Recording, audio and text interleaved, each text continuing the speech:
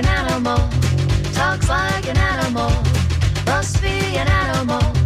Come hear the animals, talking animals, talking animals.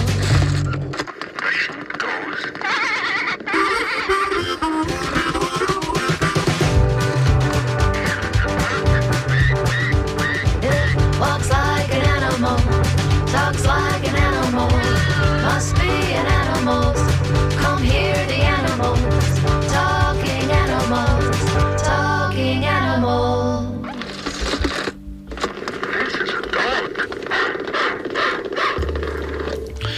Good morning. This is Talking Animals on WMNF. I'm Duncan Strauss. My guest today is Tanya Smith, founder and president of Turpentine Creek Wildlife Refuge, a 459-acre sanctuary in Eureka Springs, Arkansas, chiefly housing abused, abandoned, and neglected big cats. The current population of animals at Turpentine Creek stands at upwards of 100, predominantly tigers, but also including lions, cougars, bobcats, hybrids like ligers, and leopards, among other cats, and several bears. This fauna citizenry increased significantly in 2023 when an arrangement struck with Carol and Howard Baskin and discussed with Howard on this show some time back. Some 30 big cat rescue cats relocated to Turpentine Creek. This was a pivotal part of the Baskins' plan to effectively put themselves, quote-unquote, out of business, finding an excellent home for the new animals, shutting down the Tampa facility, and selling the property. So I asked Tanya about the decision-making and major renovations made at Turpentine Creek in order to accommodate the big cat rescue cats, the adjustments required of both the felines and humans on hand, how it's going now, what's ahead, and more, including some of Turpentine Creek's intriguing early history, when I speak with Tanya Smith in just a moment here on Talking Animals on WMNF. Coming up later in today's program, I'll talk with Brett Preibel, founder of A Cutie Named Stewie, Inc., a St. Petersburg-based nonprofit that helps dog rescues by organizing and promoting assorted events, earmarking the monies raised for one or more pre-selected rescue. The next such event is the Pause for Pride Wings of Love this Saturday, June 14th at the Dog Bar in St. Pete, with all proceeds benefiting Pet Pal Animal Shelter and Friends of Strays.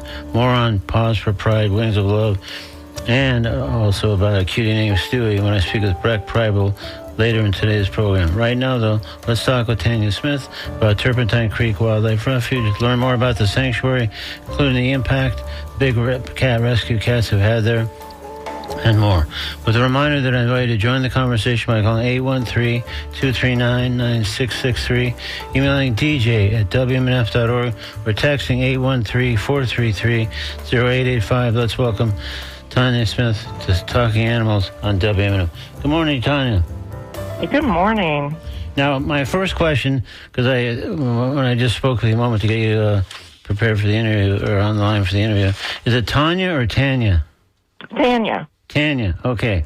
Well, okay, I'll hopefully get it right for the rest of the time now that we've straightened that out. So that's great. Well, I appreciate you joining me on today on Talking Animals.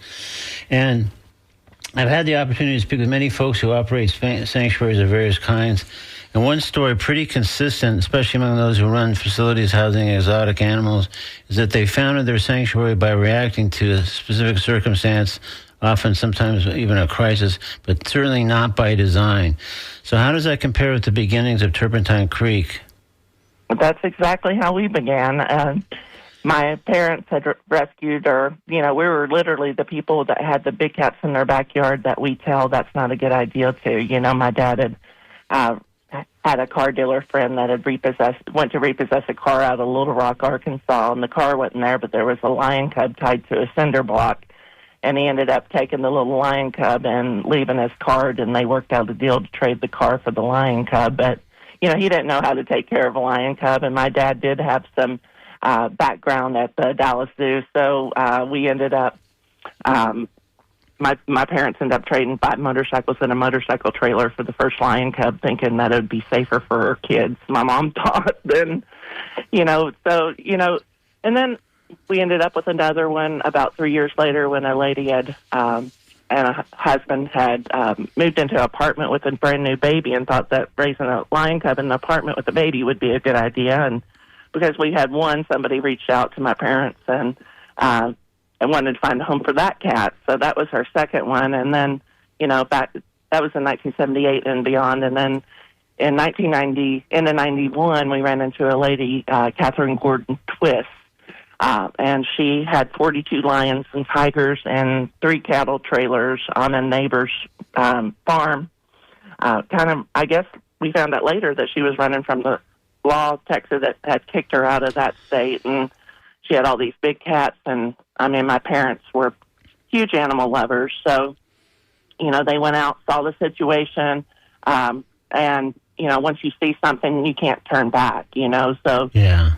basically they sold everything they had. They got me involved. I did the same thing. We came up here to Eureka Springs, where we'd been looking at this 459 acres for about 11 years, and anytime I was anywhere else in the world doing whatever I was doing, working or whatever, I would tell my parents, we got to get to Eureka Springs. We got to get to Eureka Springs, and we just never really knew what we were going to do. And then at the end of 91, that lady ended up with those 42 lions and tigers and 3 cattle trailers down the road, and the next thing you know is we're moving to Eureka Springs to help this 42 big cats that were in those trailers get out. And Wow.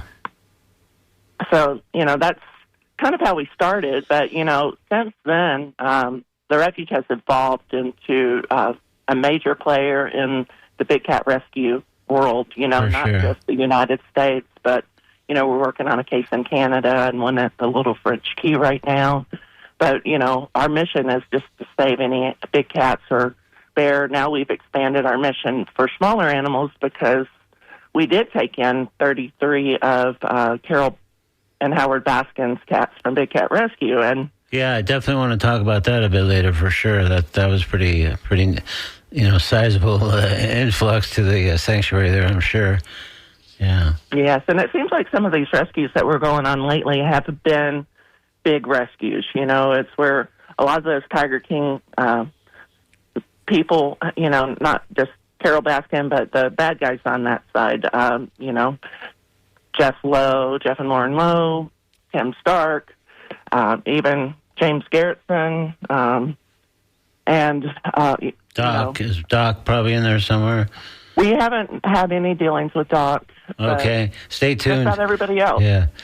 Joe Exotic, all of those guys. So, Yeah. when we first started the refuge, though, I thought we were the only sanctuary doing good work. I thought all I knew is the Joes of the world. And, we don't buy, sell, or trade animals. But in 2016, we went to another big place that we knew the guy was a bad egg. He was a bad player, and he had cancer, so we were going to take over a park in Colorado. And we ended up doing that, and there was 115 big cats and bear there. So literally I was boots on the ground. I left my own facility, went there, and stayed the 6 months at that sanctuary trying to get all those animals out of there. Well, through that, we realized that there are more good people out there doing good work. So we formed the Big Cat Sanctuary Alliance, and now there's about 14 members to that. So I'm just real proud of that effort that, there are good places. There's just very few of us sanctuaries that are able to accommodate these types of animals. I think there's only about 8 on that list that are actually being able to take in animals and give them lifetime homes. Yeah. Well, that's notable, and again, so encouraging that, especially when you came into this with the view that there's mostly just villains doing this kind of work, and didn't have opportunity to know until you got further into it that there was some actually good people mixed in. There's still villains, along the way, but there's some very good people with good hearts, with good intentions. And it sounds like you met them and forged that alliance with those people for sure. It's it's kind of fun because we're it's mostly women. I don't know why it's mostly women in this organization, but it is. I guess women are just very nurturing. So, but we'll meet 3 times a month, maybe 4 times a month between our organizations to take care of different things in different parts of the country. Wow. Well, let me back up a little bit to the first part of your story, just because when you first, when people were bartering for loans and cats and stuff, it sounds like a pretty wild set of circumstances. And I think when that all began and your parents did take on those cats, I think initially, at least, weren't you 11 or thereabouts at the time? Yes, I was just a child, so. Yeah. No, that's pretty precocious in the world of big cat rescue for sure. So, but most folks who kind of get into that kind of work feel as though there's no option but to keep running the place, often, for the rest of their lives, really, just because the need is so great and they're just kind of thrust into that circumstance. But as someone who hadn't even become a teenager, when you stepped into the world of rescuing big cats, and presumably you weren't really required by your parents or otherwise to stay in that world. So why did you stay? What kept you there? I really knew nothing else. I just, I had other jobs and stuff before this job, but, it's a labor of love here. If you're in this business, in any sanctuary business, you're not there for the money. You're there because you care. You care about the animals. You love the animals. You hate to see animals treated so poorly.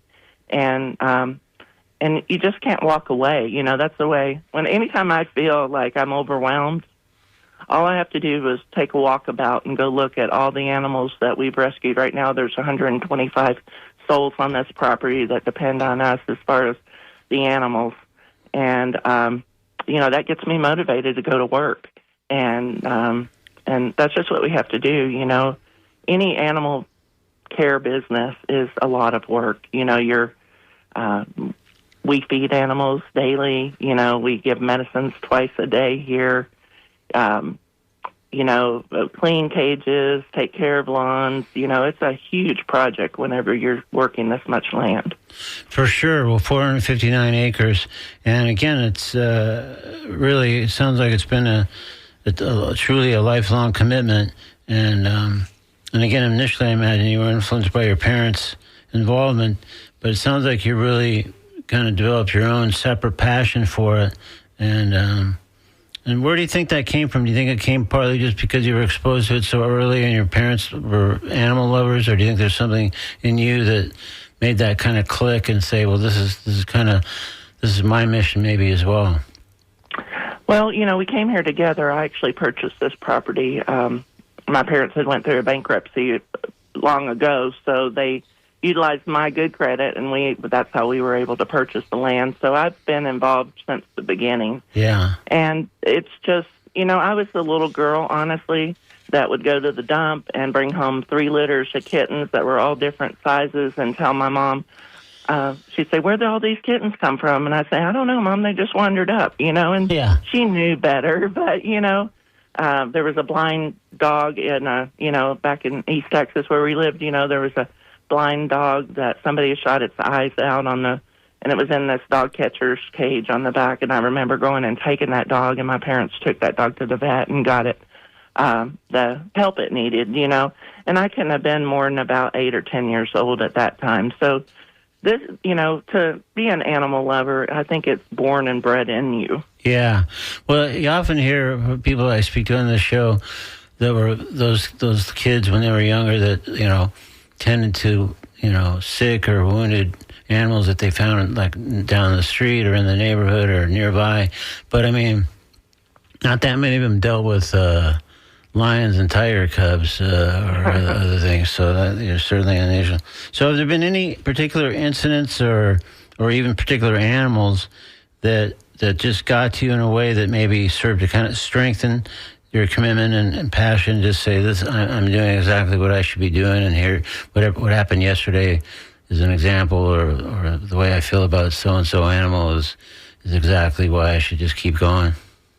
Here at the sanctuary, we've rescued over 550 animals, and yes, I've had my favorites throughout the years, but I love all of them. I mean, I care about every animal here, even the meanest, most nasty big cat you could ever imagine.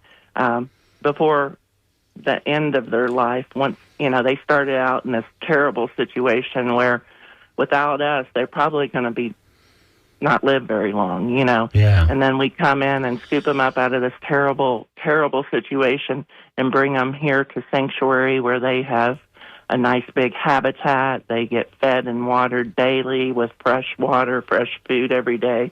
They get medications if they're hurt, So, I mean, I've got so many stories.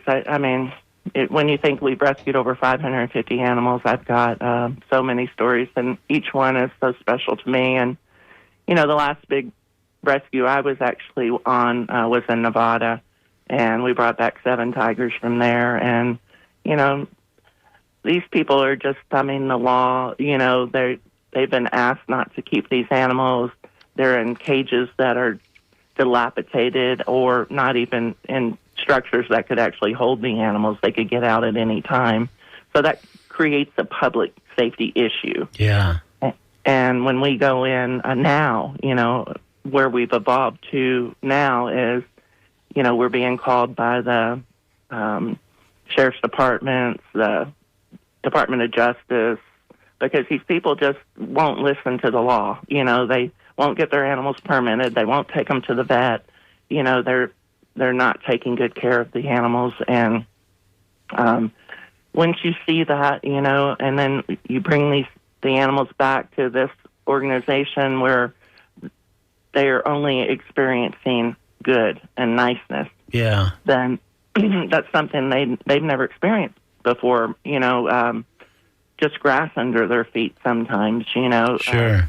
It's just amazing the transformation in the animal from where we pick them up and then where they end up in their life as they are able to just relax. Yeah. It's not always a stressful situation like they're in where they're being hauled around and cub petted and, hit and abused. And, I've seen lots of video of some really bad stuff that people do to animals, and it's just heartbreaking. But if we can provide them a little bit of sanctuary where they actually can evolve into the beautiful, magnificent animals that they are, it's really exciting to see. I'm sure. And I wonder, are these people that keep insistently hanging on to I guess, primarily tigers, maybe other big cats too, is that because they're doing, cub petting or they're doing things that have a definite financial gain, and that's why they just won't stop doing it? Yes, it's all about greed, Yeah. So, and it's their ego. Yeah. Our ego gets in the way of a lot of things in life, and these people's egos are just huge. And, to have a tiger, that's very attractive to lure other people into to their drugs or guns or whatever else. And that's the type of people that we seem to be dealing with lately. There are great people like Howard and Carol Baskin, that, Sure. thought through their plan. And the only reason they actually contacted us, I feel, is that they know we're the best. They know that the cats are going to be cared for until their last breath here and then even after at Turpentine Creek Wildlife Refuge. So, I was honored to get that call actually, if you want to go into that, I'm happy to do that too. But Okay, sure. I was going to come back to that, but let's since we're there, we might as well do it now.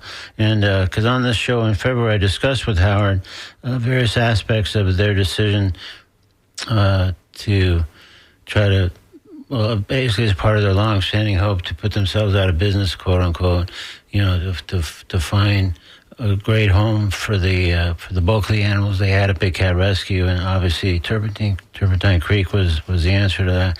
So it's that was a central part of their plan to close down the Tampa facility and ultimately sell the property. So I believe you heard that conversation I had with Howard here on the show. But I'd love to hear your point of view, starting with what was your first reaction when the Baskins floated the notion of sending you about 30 cats. I mean, that's a big influx, it seems like, based on how many, you got 125 animals total there, but so adding 30 of anything would seem to be a lot.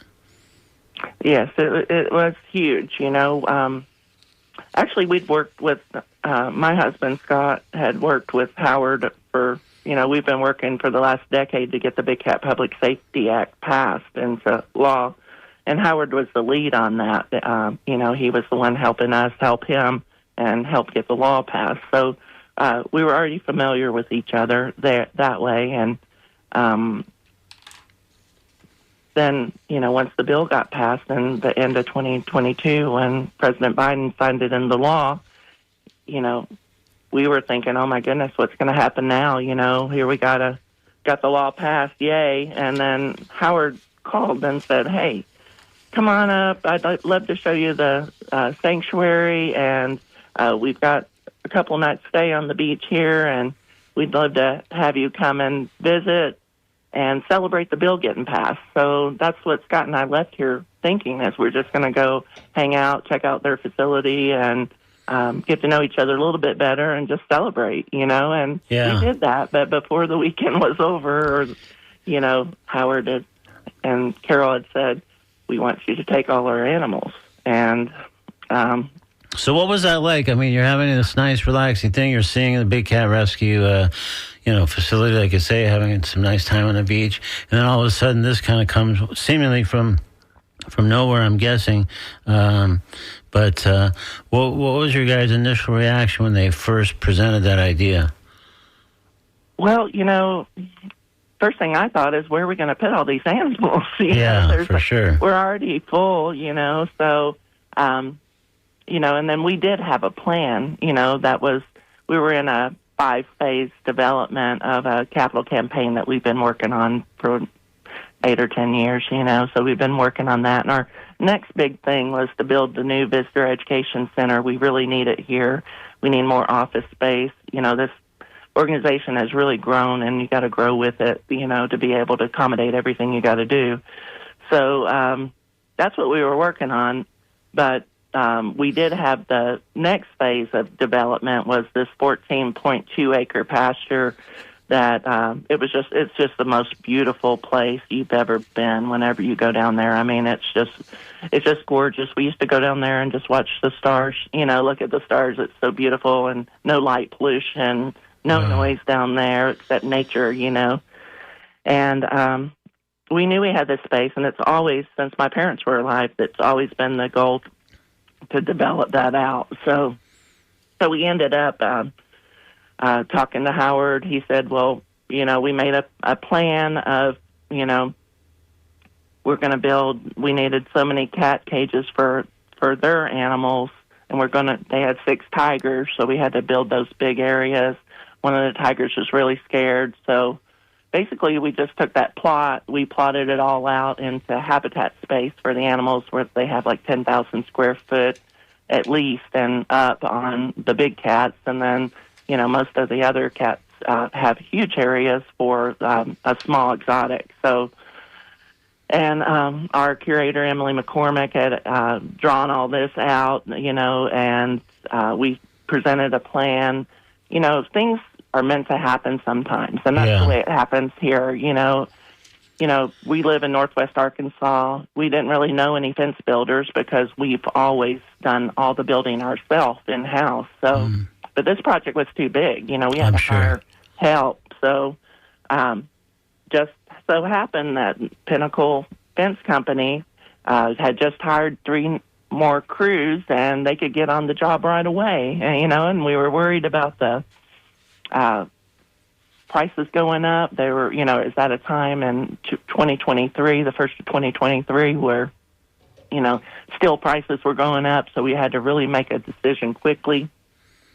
And the Baskins really wanted all the animals out by the end of 2023, so that put us in a real time crunch. But we ended up developing, 44 new enclosures out in this Freedom Field is what we call it. And how many? I'm sorry, I missed the number you said there.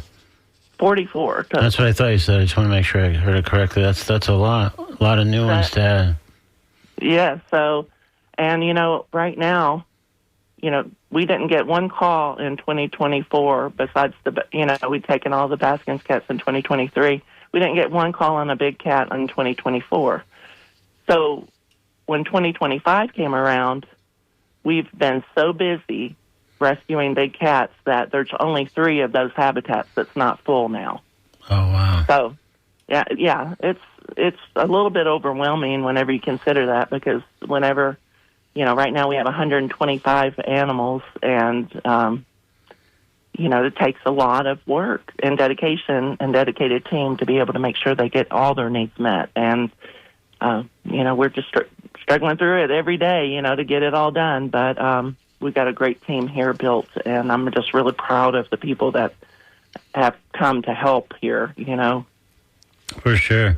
Well, let me, for people who might have tuned in a bit late, let me introduce you. This is Talking Animals on WNF. I'm Duncan Strauss. If you did just tune in, my guest is Tanya Smith, founder and president of Turpentine Creek Wildlife Refuge, a 459-acre sanctuary in Eureka Springs, Arkansas, chiefly housing abused, abandoned, and neglected big cats. And the overall population, including several bears, is upwards of 125 animals. That number increased, of course, significantly. We were just talking now in 2023, when in an arrangement with Howard and Carol Baskin, some 30 big cat rescue cats relocated to Turpentine Creek. So if you'd like to ask Tanya a question or offer a comment, please call 813-239-9663. Email DJ at WNF.org or text 813-433-0885. So, we talked briefly about the Turpentine Creek offers tours of the refuge nearly, I guess, every day of the year. So, and we may come back to that and discuss various options for tours and even alternatives for staying there or overnight there, which sounds like pretty cool and exciting to be in that kind of proximity to those animals.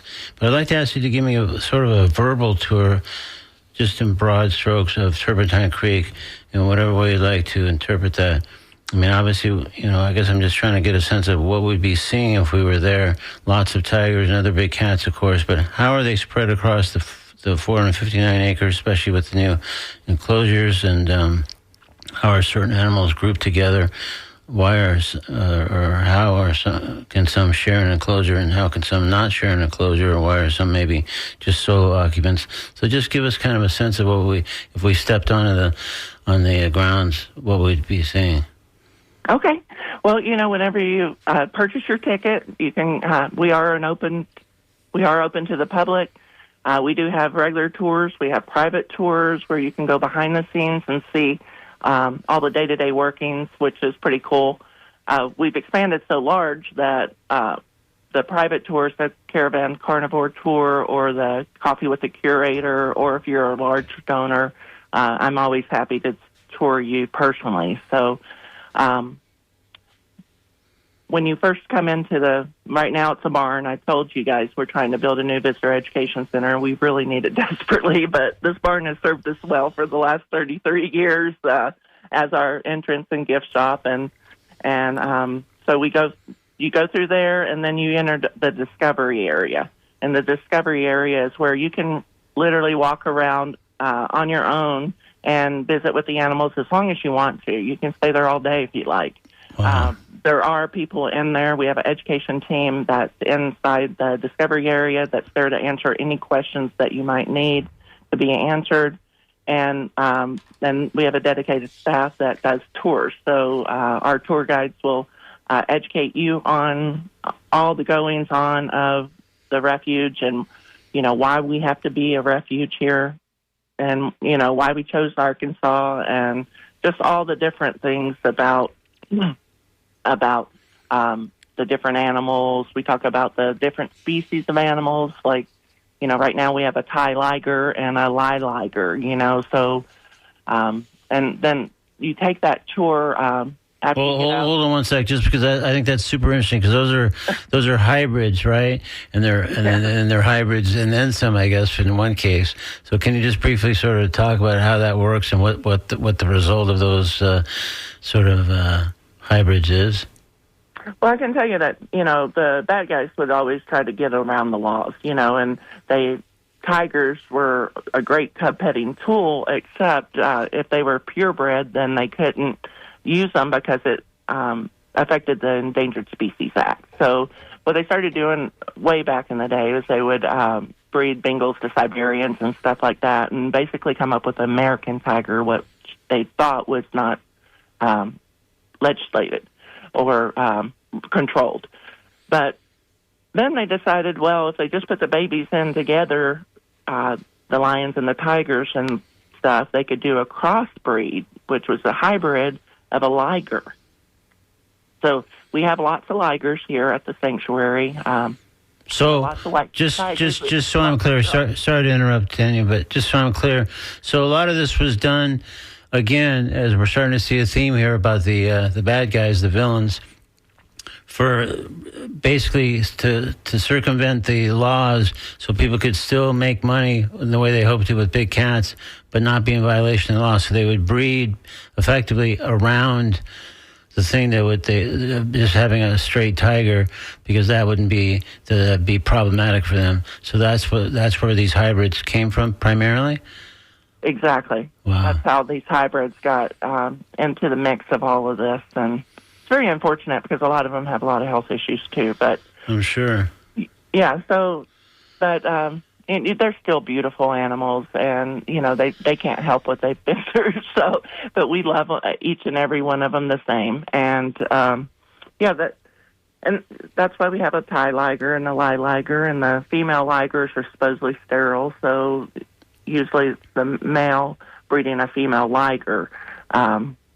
So a tiger breeding a female liger, or a lion breeding a female liger, and then they come up with these additional crossbreeds, which are very interesting and challenge as a sanctuary to deal with a lot of times. That because do they have behavioral issues as a result, partly of being crossbred in this way?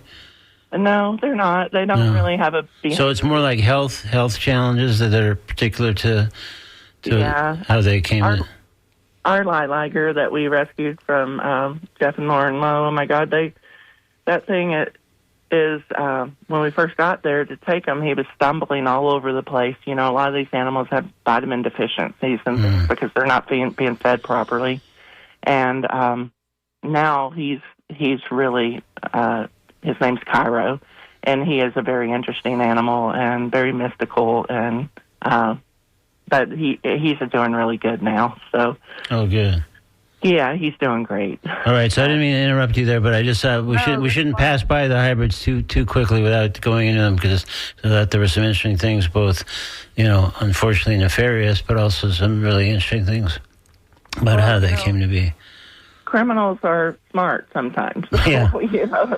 Unfortunately, yeah. Yes, and then they come up with these ideas, and it worked for a while, but then a court somewhere had said, no, all big cats should be listed under that act, and that helped get, whenever we got that law passed, the Big Cat Public Safety Act. But so it's just a interesting situation here at the sanctuary, because we do. Right. So I didn't mean to interrupt you too far. You can continue our tour and whatever on our tour form you want to deliver it.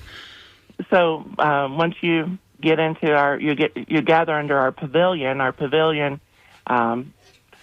where an education person will take you and lead you to our tour, which is on a tram, and you get on the tram and you go around a half-a-mile loop, which has lots of big cat enclosures around there, and they do that educational tour there, and then you can come, once you get off of that, you can come in and enjoy our gift shop, or make contributions if that's what you'd like. Sign up for different programs that we have, because we are a 501c3 nonprofit, Yeah.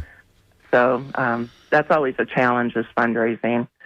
So anything we can do to help raise the funds that we need to be able to maintain our mission and take care of the animals that we've rescued, and to continue to rescue, because a lot of these animals we can't even talk about, because we put them under a witness protection program, because the people that we're getting them from are such bad news that we don't want them to ever try to come back and get them, or... So you have to, in that way, following, you have to sort of not reveal XYZ animal is it Turpentine Creek?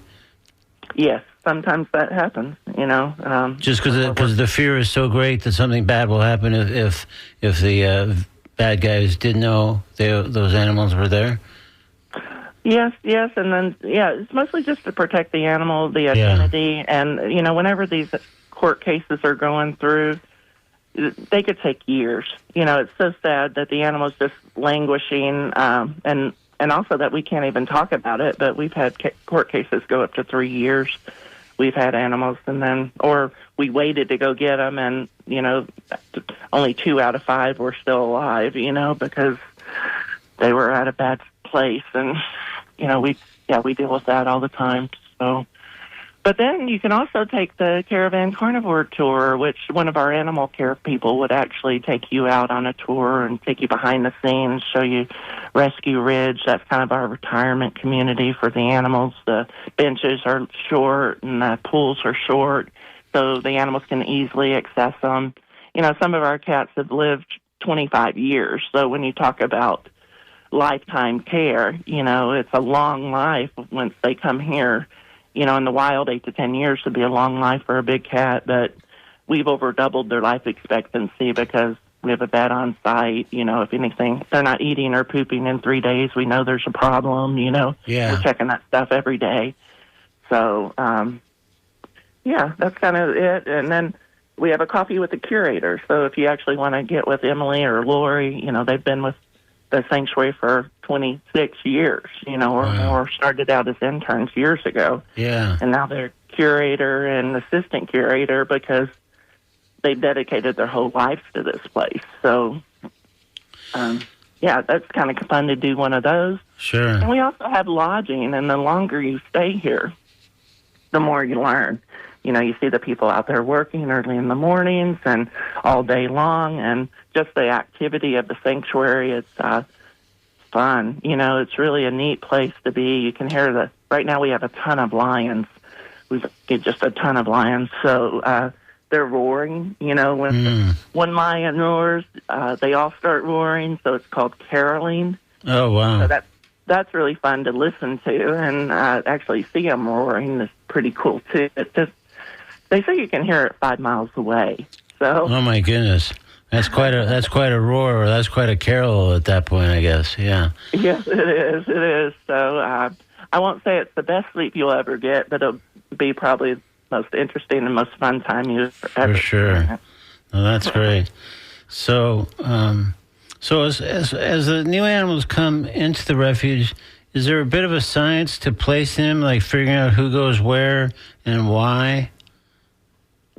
Well, one of the things is if they live near each other wherever they're at, we try to keep those friendships together. Yeah. It's always great if we can house more than one animal in one habitat, but unfortunately a lot of the animals, especially tigers, are solitude animals. They don't live with other animals, and so that means we have to have more cage space. It takes more time for cleaning and feeding and the whole bit. So, but yeah, no, we have all sorts of great. We have leopards, we have jaguars, we have, not just lions, tigers, cougars, leopards, ligers. We have a hyena that we ended up rescuing. Yeah, I thought that was super interesting. You don't see that every day. Yeah. No, and we're kind of suckers for all animals. We love all the animals, but we also want to take the most dangerous animals here because we are skilled, very skilled. We have a great team together here that know how to take good care of the animals. So we try to leave all those other smaller type of animals. We got a lot of small exotic cats right now. That's its own crisis. Just the explosion in the number of those, you mean? Caracals, servals, these are wild animals that people think, oh, I like that stripe pattern. I'm going to bring it home and keep it in my house. Oh, geez. These cats don't want to be in somebody's house. They want to be hunting and being the out in the wild. primal animal they are, so they are wild animals, and we get so many calls on them. And the majority of the animals we brought from Big Cat Rescue were the small exotics, the caracals and servals and bobcats, lots of bobcats. Yeah. So, there were quite a few bobcats there, as I recall. Yeah. Yeah. So we got a lot of those, but and those came to them because they're rehabbers, at least a lot of them, but there's a lot of animals that they bring in for rehab that just can't go back to the wild for whatever reason, Yeah, well, we're sort of nearing the end of our time here, but let me just remind people this is Talking Animals on WMNF. I'm Duncan Strauss. My guest is Tanya Smith, founder of Turpentine Creek Wildlife Refuge, a sanctuary in Arkansas that provides lifelong care for abused, abandoned, and neglected big cats and other animals, including bears, which we haven't had a chance to touch on. So in our last moment or two, if you'd like to join the conversation by calling 813-239-9663, email dj@wmnf.org or text 813-433-0885. So unlike many sanctuaries, at least when I speak to people, seems like there's always financial worries or worse at a lot of these sanctuaries, just because you got food, of course, you got vet bills, you got other notable expenses. But you guys, at least at this point, appear to be really financially sound with, structure to generate considerable revenues between the tours and the lodging, and not to mention, more conventional means such as donation, et cetera. So are you guys pretty solid in that way, or as you appear? Well, it's always a struggle here, Yeah. We took the majority of our reserves to be able to build out the Freedom Field because, we didn't talk about Big Cat Rescue funded a portion of that. That was a $3.5 million project that they funded $1.8 million of, which we were greatly appreciative of because that got the project done. And we knew there was going to eventually be fallout animals from the Big Cat Sanctuary, Big Cat Public Safety Act getting passed. So, and sure enough, that's why we only have 3 habitats left out of those 44. That don't have animals in them right now. So. Yeah, so it's one of those good news, bad news things where the legislation finally passed, but here's the upshot. Now we need the X amount of more room to house. There's no funding for the law, so that's the next step is how are they going to fund these sanctuaries that are doing all the work going in and retrieving these animals that are being held illegally, and that's got to be a big part of it because, being a 501c3 nonprofit, any nonprofit knows their struggles, and, I don't know how long we could continue to do it at no charge, so we have to figure out how we're going to be able to pay those sanctuaries to be able to do the work. So. Yeah. So still a lot of questions and challenges ahead, but sounds like you still love it every bit as much as you did at any point along the way. Yes, it's just something that, it's in my blood, I guess. For sure. I don't know what else I would be doing if I wasn't doing Turpentine Creek Wildlife Refuge, but I'm just so proud of where it is today. Yeah. And we're still growing, that's the thing is we've got a lot of things that we want to do in the future and we need to do to be able to create the next generation of animal advocates, It's so important that it's not just us, and education is the tool to all of this. If we're not educating along the way, then, we're really missing a great opportunity because everybody loves the animals, or all the students that we deal with. We deal with grade school kids coming out to, internships and beyond. So senior groups coming. And, those are so important to us because education about what we do is, that's so important. Yeah, for sure. Well, we're sort of nearing the time, and somehow there must be some sort of computer glitch because now we've got a bunch of emails and questions that came in just now when we were unfortunately out of time. So I'm very sorry about that. I'm sorry for the people who emailed. They just got, I guess, waylaid somewhere because I'm only now seeing them even though they came in at various times. I'm very sorry about that. I can quickly... Well, I'm happy to answer those directly. If you want to forward them on to me, I'm happy to answer those questions directly. All right. Well, I'll check them out more specifically. I haven't had a chance to read them all, but I just saw this big pile of emails that hadn't been there 2 seconds ago. So there's, again, some kind of glitch. But Tanya, thank you so much for joining us today on Talking Animals. This has been Tanya Smith from Turpentine Creek Wildlife Refuge. The website is turpentinecreek.org. You can find all kinds of things that we talked about and a lot of things we didn't get a chance to do, including more about how you might want to go visit there and stay there and hear the lions roaring in the next morning, etc. So thanks for joining us. Thanks for all your great work for all our these great animals over the years, Tanya. Thank you. Thank you. I appreciate you having me on. And the website has just about everything you would need to know. Yeah, for sure. It's super thorough and it's fantastic. So thanks again. Have a great day. You too. Bye.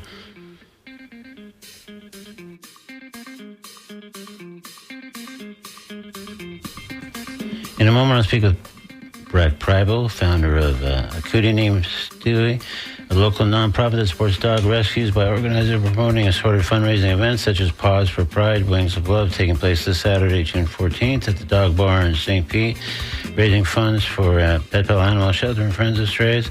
So we'll discuss that in a moment. Right now, we're going to step into the comment corner with a fave of ours, Nate Bargatze, and a tiger-related piece with a long title, Thinking About Buying a Home Security System? Consider a tiger. Today's Comedy Corner and Talking Animals on WMNF. They did a thing on 60 Minutes about, like, do you know you can buy a tiger here? Like, in this, like, if you guys want to buy a tiger tonight, I could get you in touch with someone that does have tigers. I don't know. It's a real, you can buy a tiger here in the U.S. They did an undercover, like, reporting on it. And my favorite part was they asked the guy that sells tigers, they were like, so do you think it's like too easy to buy a tiger in this country? And the guy was like, yeah, it's like, it's way too easy. And you know what? That's why America's the best, all right? I didn't even know you could buy tigers. Like, I would have been embarrassed to ask. And then I come and find out I don't really have to jump through hoops if I do want to buy a tiger. It's not an all-day thing, it's like an hour. I'll be right back with our tiger. And everybody wants to take away guns. You know, it's like we gotta get everybody's guns. But then that makes me nervous because I think if you take away guns from people, those are the exact same people that will buy tigers. And that's a much bigger problem, all right? Like, you're probably gonna be like, look, here's your gun back. And they're like, no, I'm good, dude. My tiger is way better than my gun. My gun missed all the time. My tiger rarely misses. Even if he does miss, it's just for a second, you know? Like, it's never... Like, if the guy dodges, he's like, your dumb tiger missed. It's like, I mean, it did not. It is right behind you now. And, yeah, he's pissed about it. So...